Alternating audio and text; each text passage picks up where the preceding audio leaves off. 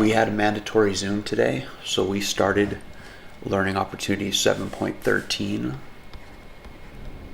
together.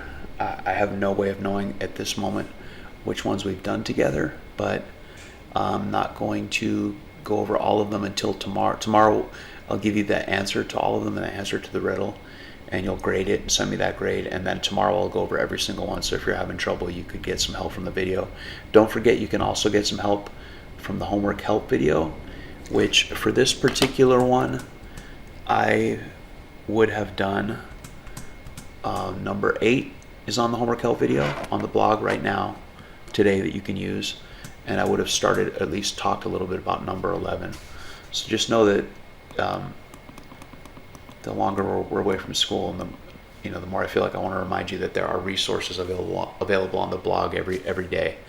And so get some help from that if you need the help, or even just to check your work, and then do your best on these. These are all volume calculations, but the key thing, I'm sure we talked about this in the Zoom today, is first identifying the figure.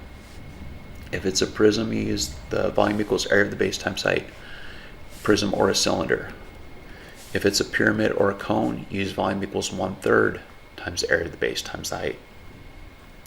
And then write your formulas for area of the base depending on what base shape you're using. We will have done a couple of those together in the Zoom. If you're doing this before the Zoom, you can refer back to your notes, or you can just, maybe it might even be better if you're having no trouble, fine. But if you're having trouble, just wait for the Zoom, and consider joining me in the 1 o'clock optional Zoom for help. Right, do your best on these, and you'll get the feedback tomorrow. In tomorrow's Nearpod, I'll go over every single one of them.